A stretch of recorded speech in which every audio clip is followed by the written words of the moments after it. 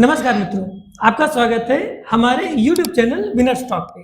जैसा कि हम लोगों ने वादा किया था कि हम कोशिश पे लगे हैं कि आपको नई-नई चीज़ें सिखाएँ। उसी कड़ी में हम एक हमारे अच्छे मित्र हैं, उनको बुलाए हैं। बेसिकली वो एक अकाउंटेंट हैं और वो बहुत बढ़िया काम कर रहे हैं, गवर्नमेंट डिपार्टमेंट में हैं। आप अक्सर देखते होंगे जब रास्तों से आप जाते हैं, तो देखते हैं कि कोई बिल्डिंग बन रही है, वहाँ पे पुताई का काम चल रहा है, ठीक? तो उसके अंदर का मैकेनिज़्म क्या है? कैसे वो टेंडरिंग होती है? कैसे उस पे लोग बिड करते हैं? क्या-क्या चीज़ें होती हैं? तो उसकी चीज़ों को समझना, क्या-क्या बारीकियाँ हैं, तो उसी कड़ी में हम मनीष भैया को इंट्रोड्यूस करते हैं। भैया नमस्कार। नमस्कार। तो जैसा कि बात हो रही है बिल्डिंग का बनना, तो ये कहाँ से प्रोसेस स्टार्ट होता है? देखिए, मैं बेसिकली राजकीय निर्माण निगम में अकाउंटेंट हूँ और हमारे यहाँ पूरा टेंडरिंग प्रोसेस होता है, पूरा ई टेंडरिंग प्रोसेस होता है और उसके थ्रू गवर्नमेंट हम लोगों को पहले नामित करती है, अलॉट करती है वर्क और फिर टेंडर प्रक्रिया में हम लोग जाते हैं। पूरा ऑनलाइन ये सारा सिस्टम होता है। फिर उसके बाद हम लोग धीरे-धीरे बिल्डिंग का कंस्ट्रक्शन शुरू करते हैं। हमारे यहाँ जो बिल्डिंगें होती हैं या जो उसका एस्टीमेट हो तैयार किया जाता है सबसे पहले, जिसमें वो पूरी बिल्डिंग या भविष्य में 2 साल 3 साल में कंप्लीट होने वाला वो कंस्ट्रक्शन, वो पूरा ऑन पेपर पहले रेडी कर लिया जाता है। उसमें क्या मटेरियल होगा, उसमें क्या उसकी स्पेसिफिकेशंस होंगी, क्या उसमें रिक्वायरमेंट होगी, जनता के लिए उसकी क्या उपयोगिता है। इस आधार पर गवर्नमेंट किस स्ट्रक्चर पर उसमें फैसिलिटीज़ चाहती हैं, वो सारी स्पेसिफिकेशंस पहले सब रेडी कर ली जाती हैं। उनकी एक पर्टिकुलर कॉस्ट निर्धारित की जाती है। वो टेंडर की प्रक्रिया होती है, टेंडर में सिलेक्शन होता है, फिर काम स्टार्ट होता है, फिर पूरा हम लोगों के सुपरविज़न में वो सारा काम कंप्लीट किया जाता है। 3-4 लेवल पर हम लोगों के यहाँ रिपोर्टिंग होती है। एक हमारे हेड ऑफिस लेवल पर, फिर स्टेट लेवल पर और लोकल गवर्नमेंट के लेवल पर, और इवन जो प्रधानमंत्री या सेंट्रल लेवल की गवर्नमेंट की योजनाएं होती हैं उनमें उस लेवल पर भी रिपोर्टिंग की जाती है। जी, जी, बहुत बढ़िया। आपने एकदम बारीकी से चीज़ों को बताया। मेरा बेसिक सा क्वेश्चन है, सबसे कह सकते हैं जेन्युइन सा क्वेश्चन है, क्या ये पीडब्ल्यूडी से अलग है या उससे मिलता-जुलता है? देखिए, बेसिकली जो विभाग है वो पीडब्ल्यूडी, पब्लिक वर्क्स डिपार्टमेंट ही है। जी। तो उसमें अलग-अलग और भी उसके पार्ट होते हैं, कार्यदायी संस्थाएं उसमें होती हैं कि जो कि काम को इफ़िशिएंसी और कम समय में किए जाने के लिए फेमस होती हैं या के लिए जानी जाती हैं।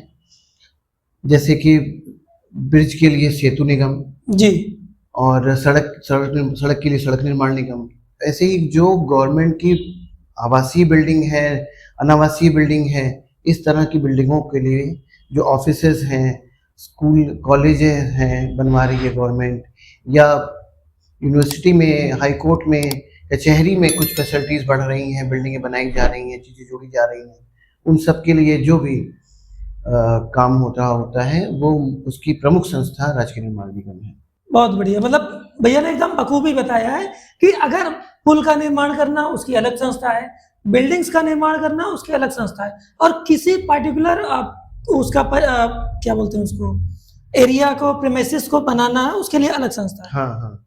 भैया से अभी बात हो रही थी, भैया उस टाइम के प्रोडक्ट हैं जब हाई स्कूल बड़ी मुश्किल से पास हुआ जाता है, तो भैया कुछ इंसिडेंट बताइए उसे।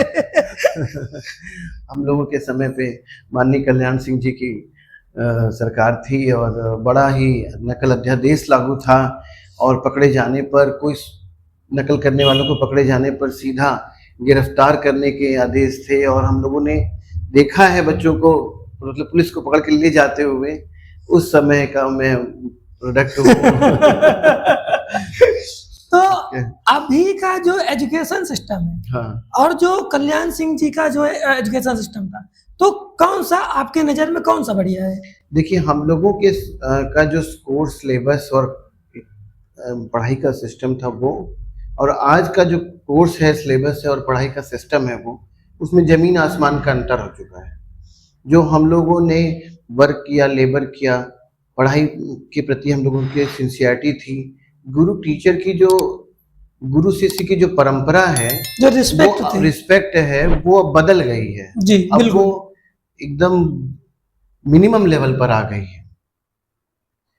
पहले हम लोगों के समय पर अगर गुरुओं ने कह दिया कि अब तुमको 4 घंटे पढ़ाई करनी है या मिनिमम 4 घंटे पढ़ाई करनी है, अपना टाइम टेबल बनाओ, या भविष्य में क्या करोगे, ये तुम्हारी पढ़ाई करने की उम्र है, 20 साल 25 साल तुम्हारे शुरुआत के जीवन का स्वर्णिम समय है, अगर मेहनत कर लोगे तो अगले 25 साल में तुम्हें आराम रहेगा, या पढ़ लिख के कुछ बन जाओ, माँ बाप का नाम रोशन करो, और मौज मस्ती के लिए तो पूरी जिंदगी पड़ी हुई है।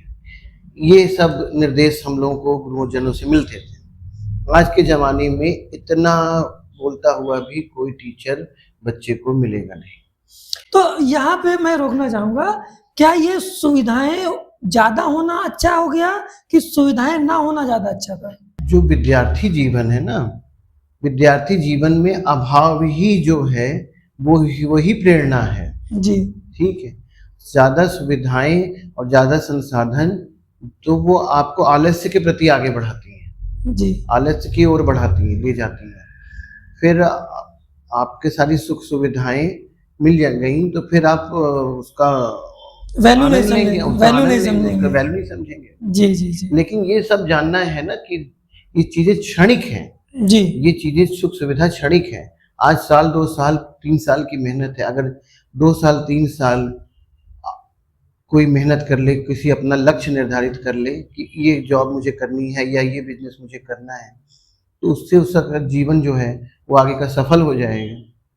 लेकिन लोग जो बाहरी चकाचौंध है, दुनिया में जो चीजें चल रही हैं, सोशल मीडिया में जो भ्रम, दुनिया सोशल मीडिया की दुनिया को तो मैं भ्रम कहता हूँ, वो एक भ्रम है, इल्यूजन है। लोग इल्यूजन है, लोग खुश हैं नहीं, लोग सिर्फ खुश दिख रहे हैं जी सोशल बिल्कुल मीडिया पे। बिल्कुल। लोग आपके पास दुख पड़े, परेशानी पड़े, तो आपके पास 5 लोग खड़े नहीं होंगे आज के नहीं। ज़माने में, लेकिन सोशल मीडिया में आपके 5,000 दोस्त हो सकते हैं, 5 लाख फॉलोअर्स होंगे। 5 लाख फॉलोअर्स हो सकते हैं, लेकिन तबीयत खराब होने पर डॉक्टर कोई को नहीं। दिखाने वाला कोई नहीं तो मिलेगा। उस टाइम केवल आपकी फैमिली आएगी। हाँ, फैमिली काम आएगी। तो भैया जैसे मैं कहूँ कि जब मैं पढ़ता था तो 11th और 12th में 6 मैथ की बुक लगती थी, ठीक, तब भी लोग कहते थे कि यार सिलेबस ठीक ठाक है, कम है, ठीक है। आज के टाइम में सिंगल एनसीईआरटी की बुक जो है बच्चों को बहुत लगती है। हाँ, तो हम लोगों को टीचर लोग बताते थे, गुरुजन बताते थे कि 10 साल का अनसॉल्व्ड पेपर सॉल्व करके जाओ। हम तो जैसा कि भैया ने बताया कि एजुकेशन अगर आप ले रहे हैं तो जितनी कम सुविधाओं से आप करेंगे उतना ज्यादा आपकी सक्सेस की चांसेस बढ़ जाएंगे। एक की सक्सेस का पॉइंट है, की सक्सेस का मंत्र है, वो है अनुशासन, डिसिप्लिन।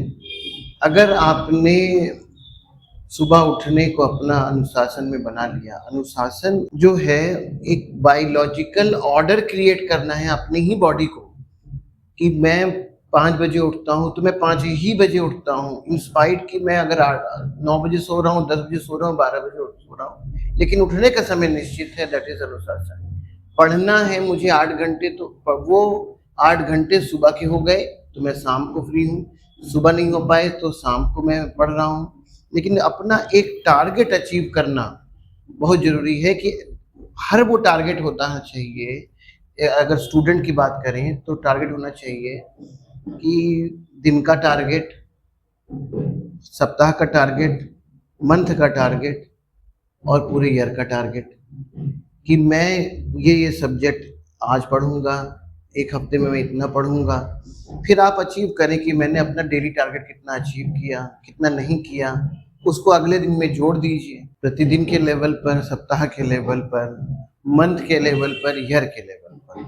मुझे अभी भी याद है, और मैं अभी भी आपसे उससे रिलेटेड सवाल पूछता हूँ कि मुझे श्योर है कि मेरे गुरुजन जो मुझसे पूछते थे वो आज के कोई भी गुरुजन अपने बच्चों से नहीं पूछते होंगे। हम लोगों के गुरुजन पूछते थे कि बेटा 5 साल बाद कहाँ रहोगे और 10 साल बाद कहाँ रहोगे। इसका जवाब कि अपने आप को आप 5 साल बाद कहाँ पाते हो और 10 साल बाद कहाँ पाते हो। ये दो सवालों का जवाब आज की डेट में कोई भी गुरुजन अपने बच्चों से पूछते नहीं मिलते।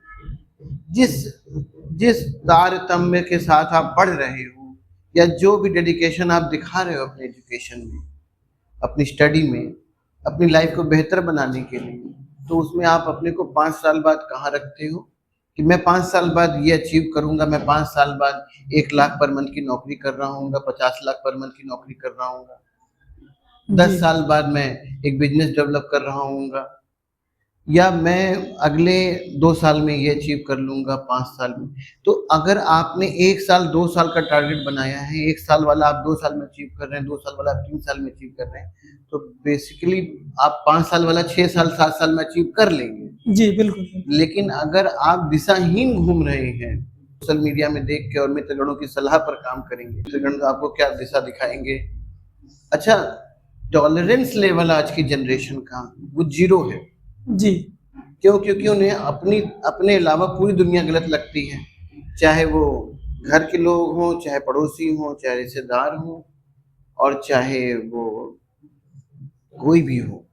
जी बिल्कुल सही। हम आपकी बातों को थोड़ा यहाँ रोकेंगे, नहीं हमारी ऑडियंस घर में पहले बच्चों की क्लास लेगी वो हम नहीं चाहते। तो जैसे थोड़ा सा मुद्दा चेंज करेंगे कि जब आप चीजों को देखते हैं तो क्वालिटी को कैसे मेंटेन करते हैं? कोई कहीं पे कंस्ट्रक्शन चल रहा है, हमारे यहाँ पे जैसे मैंने बताया कि हमारे यहाँ पर लोकल लेवल पर, मतलब गवर्नमेंट के स्थानीय स्तर पर रिपोर्टिंग की जाती है, और सेंट्रल लेवल पर रिपोर्टिंग की जाती है, स्टेट लेवल पर रिपोर्टिंग की जाती है। हमारे यहाँ मुख्यमंत्री का पोर्टल होता है, उस पर रिपोर्ट की जाती है, प्रधानमंत्री के पोर्टल पर रिपोर्ट्स जाती हैं। हमारे यहाँ अलग अलग विभागों के जो वर्क होते हैं उन सब के नोडल होते हैं, नोडल ऑफिसर होते हैं। जी नोडल ऑफिस मतलब कि जो जीएम ऑफिस के लेवल पर कार्य होता है, रिपोर्टिंग होगी, फिर नोडल के लेवल पर अलग अलग रिपोर्टिंग होगी, मुख्य हमारे एमडी साहब के लेवल पर रिपोर्ट बनाई जाती हैं, भेजी जाती हैं, डिस्कशन होता है, मंथली मीटिंग्स होती हैं। तो इससे क्या होता है कि कोई दिक्कत आ रही है शासन स्तर पर, या कोई दिक्कत आ रही है साइट पर, या कोई ऐसी प्रॉब्लम आ रही है कि जो यूनिट लेवल पर या हम लोगों के स्तर पर नहीं सॉल्व हो पा रही है, तो और अपने सीनियर लेवल पर जाकर के उसको हम लोग मतलब उसका पूरा का पूरा मैकेनिज्म है कि कैसे चीजों को देखा जाए। और एग्जाम्पल के तौर पर जैसे अभी हम लोगों ने टाटा कंपनी वालों के साथ, टाटा कंपनी और यूपी गवर्नमेंट के टाई अप से ITIs का अपग्रेडेशन किया गया है। जी उन अपग्रेडेशन में 2 से 3 करोड़ 4 करोड़ की परियोजनाएं हर ITI को के लिए गवर्नमेंट ने अवेलेबिलिटी कराई, गवर्नमेंट ने उन काम को कराया, जो कि निर्माण निगम के द्वारा, हमारे विभाग के द्वारा कराया गया।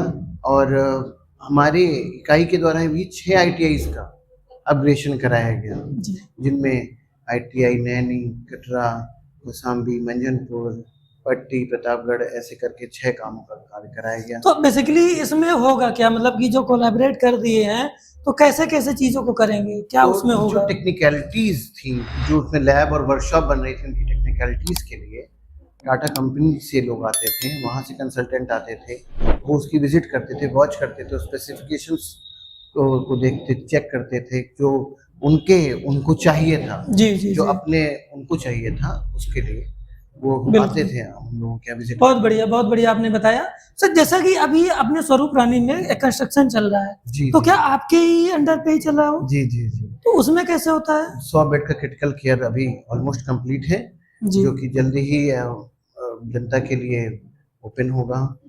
और वो एक वर्क है। मेडिकल कॉलेज के अंतर्गत हॉस्टल का निर्माण भी कर रहे हैं, पीजी के बच्चों के लिए और यूजी के बच्चों के लिए। मतलब वो हॉस्टल रहेगा जो MBBS या MD कर रहे हैं उनके रहने के लिए अलग से, जो अभी वर्तमान में है उनके अलावा। जी डेफिनेटली जो गवर्नमेंट फोकस कर रही है, सीटों को बढ़ा रही है, लेवल अप कर रही है, चीज़ों का फैसिलिटीज बढ़ा रही है, तो वो उनका एक एग्जाम्पल होगा। जी बिल्कुल। हाई कोर्ट के प्रमाइसेस में भी काफी काम हुआ है, यूनिवर्सिटी ऑफ इलाहाबाद के प्रमाइसेस में भी काम हुआ है। आपने यूनिवर्सिटी ऑफ इलाहाबाद की बात किया, अभी भैया से बात हो रही थी तो उन्होंने बताया ये उस जमाने में पढ़े हैं जहाँ पर सेंट्रल यूनिवर्सिटी थी ही नहीं तो इसका मतलब कोई वाकया बताएंगे? हम लोग का जब पास आउट हुए तो उसके 1 साल के बाद बीकॉम और एमकॉम कंप्लीट करने के बाद ये सब सेंट्रल गवर्नमेंट होने की प्रक्रिया शुरू हो गई और वो सेंट्रलाइज हो गई जी। आफ्टर 1 और 2 years थी। और एक इंटरव्यू के दौरान में यूनिवर्सिटी ऑफ इलाहाबाद का नाम सुन करके मुझसे पूछा गया क्या आपने वहाँ रेगुलर क्लासेस करी हैं आपने वहाँ पर, तो मैंने क्या आप किसी टीचर का या किसी गुरुजन का नाम बता सकते हैं, तो मैंने अपने गुरुजनों में श्री रविंद्र राय जी का नाम बताया और श्री के अंसारी जी का नाम बताया। फिर वो इंटरव्यू लेने वाले बड़े प्रभावित हुए और उन्होंने बताया कि नहीं नहीं आपने श्योर आपने क्लासेस की हैं पूरी तरह से। अच्छा, मेरे साथ भी एक इंसिडेंट हुआ था जब मैं वहाँ से कर रहा था इकोनॉमिक्स में। जब लास्ट ईयर होता है तो उसमें बाकायदा वाइवा इंटरव्यू सब होता है, तो ढेर सारे क्वेश्चन पूछे गए थे। तो उस टाइम जब मैं पढ़ता था तो जैन साहब भी एक पढ़ाते थे, तो मेरा टाइटल देखे कहीं आप उनको जानते हैं? मैंने कहा हाँ मैं जानता हूँ, बहुत अच्छे टीचर है, पढ़ाते हैं। तो 2-3 चीजें पूछे, तो कहीं ना कहीं कनेक्टिविटी बढ़ाने की बात हो रही थी वहाँ। तो भैया जैसे ये चीजें जब सब होती हैं, तो जैसे जब कोई कंस्ट्रक्शन आप करते हैं तो जो 10% वर्क होता है जो बच जाता है उसमें बहुत लंबा समय क्यों लगता है? एक्चुअली जो किसी भी बिल्डिंग या भवन के बनने में स्ट्रक्चर वर्क जो है वो आपको तेजी से बढ़ता हुआ दिखाई पड़ेगा, क्योंकि वो एक ऐसा प्रोसेस है कि पिलर है, छत पड़ रही है, ब्रिक वर्क हो रहा है, तो ये आपको बहुत तेजी से होता दिखेगा जी। जो लास्ट का 10% या अंतिम चरण में आ जाता है, जब 75% प्रोसेस कंप्लीट हो चुका होता है, तो फिनिशिंग का वर्क में बहुत समय लगता है, क्योंकि उसके साथ ही साथ इलेक्ट्रिशियन का वर्क, प्लम्बर का वर्क, सैनिटाइजेशन का वर्क, ये सारा साथ में हो रहा होता है। इनमें कई चीजें ऐसी होती हैं कि जो एक स्टेप के बाद दूसरी स्टेप ही शुरू हो सकता है। जी। जैसे इलेक्ट्रिशियन का वर्क है तो वो 2-3 स्टेप में होता है, प्लम्बर का वर्क वो भी 2-3 स्टेप में होता है, और पानी की टंकी का काम हुआ, सीवर सिस्टम का काम हुआ, फिर अंदर ही अंदर बिल्डिंग के प्लास्टर का वर्क हो रहा होता है, टाइल्स का वर्क हो रहा होता है, जमीन का वर्क हो रहा होता है, जो एक धीरे धीरे चलने वाली प्रक्रिया है, स्टेप बाय स्टेप चलने वाली प्रक्रिया है। इसीलिए बिल्डिंग का जो स्ट्रक्चर वर्क पूरा होने के बाद जो फिनिशिंग वर्क पूरा होना है उसमें एक डिले सा महसूस होता है, हालांकि वो बहुत सारा काम बिल्डिंग के अंदर हो रहा होता है। जी। तो आसपास के लोगों को या जो उस एरिया में रह रहे हैं उनको लगता है कि काम स्लो चल रहा है, लेकिन ऐसा नहीं होता, क्योंकि वो कई स्टेप में डिवाइडेड होता है। जी जी बिल्कुल बिल्कुल, वो चीज़ तो यही है कि जब बहुत बड़ा काम है तो थोड़े थोड़े अगर गैप, किसी पर्टिकुलर काम में थोड़ा भी गैप हुआ तो ऐसे अगर 50 काम है तो वो गैप बड़ा दिखने लगता है। जी जी जी। तो जैसे अगर इसकी बात करूं, जैसे मान लीजिए कोई एक बिल्डर है, ठीक है, उसने रूरल पे या कहीं पे लोकल लेवल पे कुछ काम किया, अब वो चाहता है कि वो एक बिड में पार्टिसिपेट करे, तो क्या क्या प्रोसेस होते होंगे उसमें जुड़ने के लिए? देखिए, हम लोगों के यहाँ तो रजिस्ट्रेशन कंपलसरी होता है, पहले हमारा यहाँ रजिस्ट्रेशन होता है, और जो आप का जो टेंडर प्रक्रिया में हम लोग स्पेसिफिकेशन देते हैं, एक्सपीरियंस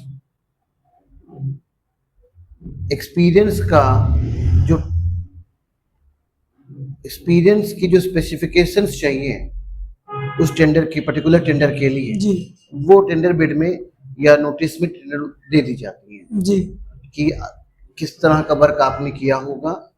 तो जो पार्टिसिपेंट्स होते हैं उनका अनुभव किस तरह का चाहिए, किस तरह की सिमिलर मेनली सिमिलर बिल्डिंगों पर फोकस होता है, सिमिलर बिल्डिंग का कंस्ट्रक्शन आपने कर रखा हो, या जो आपके टेक्निकलिटीज हैं, कभी कभी कुछ टेक्निकलिटीज वाली भी चीजें मैटर करती हैं, उसी के आधार पर वो पार्टिसिपेट करते हैं और फाइनल सेलेक्ट होता है। अच्छा, जैसे कि मान लीजिए आपने एक पर्टिकुलर एक बिल्डिंग को हैंड ओवर कर दिया गवर्नमेंट को, जी, तो कितने टाइम की उसकी वैलिडिटी होती है? कैसे वो चेक करते हैं कि जैसे कि पर्टिकुलर एक बिल्डिंग है वो 99 साल के लिए है, फिर मान लीजिए 200 साल के लिए, फिर इसको डिमोलिश करना, तो ये कैसे चेक करते हैं? कुछ नहीं, जो हम लोग हैंडओवर करते हैं, हैंडओवर के बाद एक मेंटेनेंस का पीरियड भी होता है, और कभी कभी तो वर्क के साथ मेंटेनेंस का वर्क जुड़ा होता है कि आप 5 साल 6 साल तक मेंटेन भी करेंगे साथ में उसको, जी उसकी कॉस्ट में जुड़ा होता है। जी जी। और कभी कभी वो अलग से उसका टेंडर, मेंटेनेंस का टेंडर अलग से जारी किया जाता है। ओके। तो ये इस पर भी डिपेंड करता है कि बिल्ड हो सकता है कि सेम ही संस्था बिल्डिंग बनाए भी और मेंटेन भी करे, जी जी या जी बनाए कोई और मेंटेनेंस वो अपने लेवल पर करा रहे हो जी। पर्टिकुलर विभाग, जैसे डीएम कार्यालय में कोई बिल्डिंग हम लोगों ने बना के दी। तो ऐसा कोई इंसिडेंट बताइए यार जो लगता है कि हाँ आपने बहुत अचीव किया उस काम को।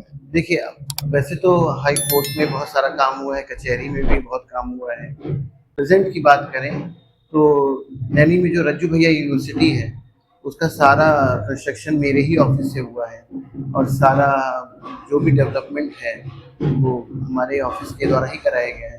मतलब रज्जू भैया जो स्टेट यूनिवर्सिटी है ये मतलब संस्था के द्वारा ही बनाई गई है जो कि बखूबी नाम भी है।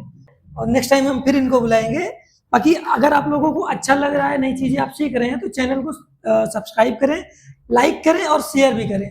और एक चीज़ और, अगर आप लोगों में से जो हमारे प्रयागराज से हैं जो चाह रहे हो पॉडकास्ट में ऐसे गेस्ट आना चाह रहे हो तो यू आर मोस्ट वेलकम, आप आ सकते हैं। आप कमेंट बॉक्स में अपना नंबर दे दीजिए, हमारी टीम बहुत जल्द आपसे कंसल्ट भी करेगी और आपकी क्या राय है, आप किस फील्ड में एक्सपर्ट हैं उसके बारे में हम बखूबी उन चीज़ों को करेंगे। अभी के लिए इतना रखते हैं, धन्यवाद भैया।